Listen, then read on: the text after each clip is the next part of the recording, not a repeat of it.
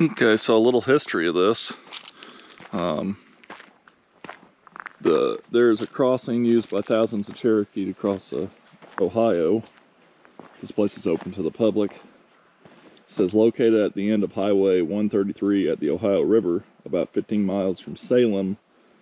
The once popular ferry crossing to Golconda, Illinois, is no longer in use. It is now just a reminder of the Cherokee removal, known as the Trailatiers, founded in 1798 by James and Sarah Lusk. The ferry rights on the Kentucky side were purchased some years later by John Barry, who owned 1,000 acres of land along the Ohio River above and below the ferry site. His large home was built of slave-made bricks and served travelers with accommodations when needed. In 1831, the General Assembly of the Commonwealth of Kentucky enacted a law that established a voting precinct, which shall be held at the house of John Barry at the ferry, to serve the citizens of Livingston County. Barry died in December of 1939, and the ferry operations continued under various owners until 1942. Historical significance: at Barry's Ferry, thousands of Cherokee boarded flatboats to cross the Ohio River during the 1838 to 39 migrations. There is also the site where, in late December 1838, moving ice forced the ferry to shut down.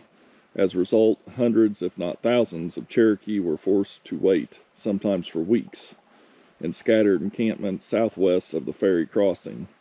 Adjuncting to the ferry site, of which no tangible evidence remains, are scattered remnants that mark the home site of John Barry, the ferry operator during the late 1830s. So, it was flatboats. That is pretty interesting. Oh, there's a bunch of wood and stuff. The way that tree twists.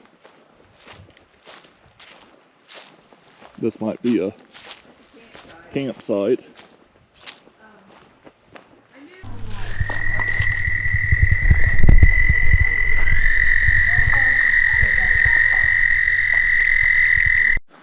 Well, howdy folks. Shawn here from HikingWithShawn.com. And today we are at Barry's Ferry. Sounds funny, but it's a Trailatiers site. This is where they pass through, and they want to cross the river here into Golconda. Golconda's across the river, so it's kind of interesting how close we are to Golconda. Now it is a park. They even have rules. So I guess you can come over here and just do some sort of little like pullover camping. I mean, there's really no real campsites. There's some information about the federal Indian removal policy. You can pause and read.